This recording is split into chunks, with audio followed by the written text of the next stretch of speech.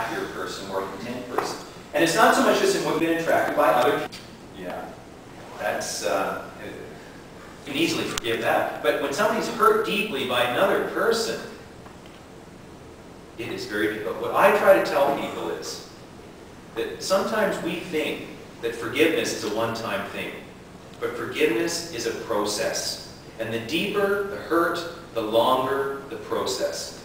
As a priest, people would say to me, you know, Father, I thought I forgave that person, and then something happened, and those feelings of anger and hatred welled up. I really haven't forgiven that person. I said, no, that's not the case. You have to understand that it is a process of forgiveness. It's a journey. And as time passes, those negative feelings will not be as powerful. And at some point, there will be that complete peace. You've got to work at it. You've got to recommit yourself to it. It's not a one-time thing. Maybe if you just inadvertently kick somebody. But the deeper the hurt, the more you have to work at it. It doesn't come easy. But what you gain is peace, tranquility. You don't have. And so the world is very much on that. So when people are hearing that all the time, they apply it to themselves.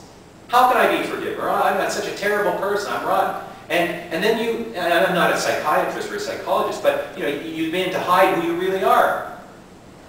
I mean, how often do people say, well, if you really knew who I was, you wouldn't be saying that about me. You know, people downplay the compliments. Now think of yourselves. Somebody says something negative about you, and you immediately believe it. Oh, how could that? And you remember, you keep reliving what that person said. Someone paid you a compliment. Oh, no, that's not true. Oh, no. You dismiss that.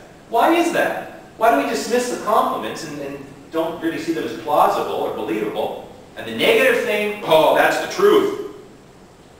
It's sad, because that's not the way God deals with us. It's not the way God deals with us. So, when you're being bombarded by all of these things, it is a real challenge. And, but then, faith is a lifelong journey. And you just got to get on that road, and as the years pass, you know, I've always said, and maybe I believe this more because I'm getting older, but, you know, I've always said that, you know, when we're young, we're energetic, we're supple, our minds are active, you know, we're usually very strong, we do all these things, we're attractive, and that's part of youth, and it's a good thing. And then as we get older, that starts to fade. It starts to fade. And that's difficult sometimes for people. You can't do what you once did, and you don't look the same way you once did. But I really believe that in God's wisdom, that as the exterior fades, now this is when you're living a life of faith, the interior begins to blossom, and you mature. So that, and you've probably heard this, so that you can meet somebody who might be 90 years old, and leave that room and say, what a beautiful person. What a beautiful person. When we're young, beauty is the exterior. When we're older, beauty is interior. And that's the beauty of life. So you balance that. Yeah, maybe I can't do the things I once did. Maybe I'm not as handsome as I once was. But inside, I'm a much better person than I was 30 years ago. I'm a much wiser person. I'm a holier person. I'm faithful.